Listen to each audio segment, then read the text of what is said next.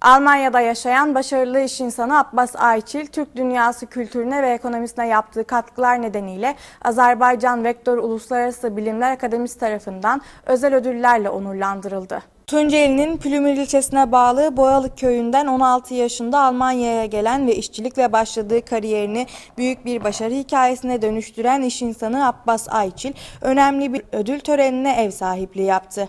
Ayçil, 23 Ocak Cuma günü Almanya'nın Wuppertal kentinde bulunan Scher Druskus Teknik Fabrikası'nda düzenlenen törende onurlandırıldı. Azerbaycan Rektör Uluslararası Bilimler Akademisi Rektörü Profesör Doktor Elçin İskenderzade tarafından Abbas Ayçil'e Avrupa Onur Nişanı, Onursal Kültür Elçiliği ve 2025 Avrupa'daki en başarılı iş insanı ödülleri takdim edildi. Törene Ayçil'in oğlu ve damadı da katılırken kanalımız BRTV'de davetli olarak bu anlamlı anları izleyicilerine aktardı. Abbas Ayçil'in kurucusu olduğu fabrika, Almanya'da aynı sektörde Türk kimliğiyle faaliyet gösteren ilk tesislerden biri olma özelliği taşıyor. Tamamen teknik altyapıya sahip 24 saat esasına göre çalışan fabrika, çok sayıda kişi istihdam sağlarken Ayçil'in çocukları ve damadının da sektörde yetiştiği bir aile şirketi olarak faaliyetlerini sürdürüyor.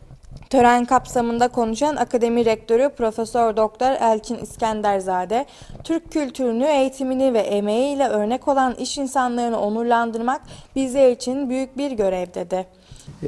Ben Profesör Doktor Elçin İskenderzade olarak 1964. yıl doğumluyum.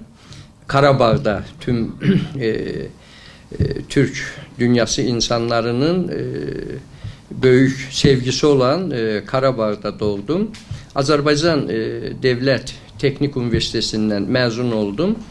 Sovyetler döneminde Moskova'da Moskova Bauman adına Teknik Üniversitesi'nde profesör oldum. Yani doktora tezimi savundum. Azerbaycanımızda dünyanın neresinde yaşamağından asılı olmayarak bizim kardeşlerimiz Türkiye'li gerek ki bilim adamları olsun, iş adamları olsun, sanat adamları olsun bizim başımızın tacıdır. Yani biz her zaman Türkiye'ni yanımızda görmüşük ve Azerbaycan'ı böyle canı gönülden seven, Azerbaycan sevdalı, Azerbaycan'a çok büyük maddi ve manevi katkılar bulan büyük bir iş adamımız, fəxrimiz, kardeşimiz Abbas Ayçil'e Azerbaycan'ın üst düzey 3 ödülün təqdim etmək üçün dün Almanya'ya geldik.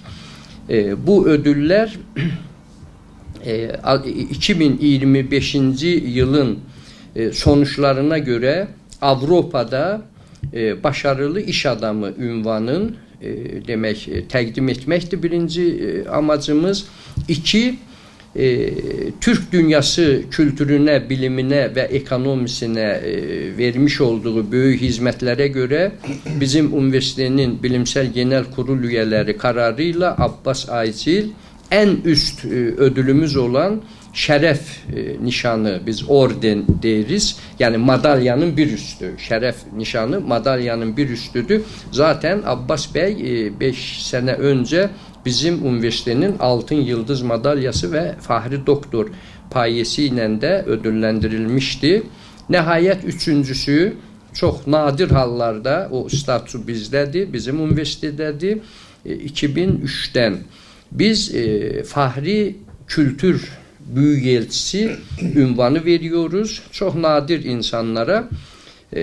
Bu sene bizim demek yine bilimsel genel kurul üyeleri kararıyla Abbas Ayçil'in son 5 yılda Azerbaycan bilimine, Azerbaycan kültürüne, Azerbaycan eğitimine vermiş olduğu büyük maddi ve manevi katkılardan dolayı biz onu Azerbaycan'ın fahri kültür büyükelçisi səfiri təyin elədik, təltif elədik və bu dolayısıyla Azerbaycan'ın fahri vətəndaşı anlamına da gelir ve bu ali üst düzey payeleri ben seve çok değerli iş adamı, çok değerli kardeşimiz Abbas Bey'e təqdim etməyin, sizlərin də iştirakı ilə sevincin, mutluluğun yaşayacağım indi.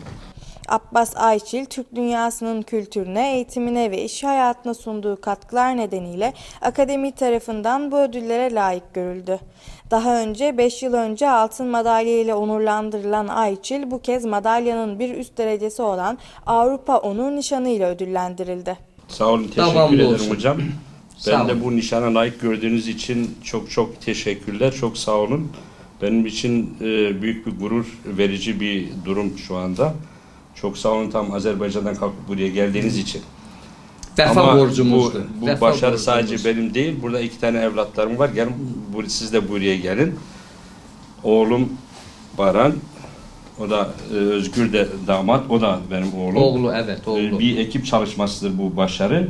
Evet. Ve üçümüz de burada bir aile şirketi olarak elimizden Güzel. geleni ileriye Güzel. gitmek için devamlı uyguluyoruz.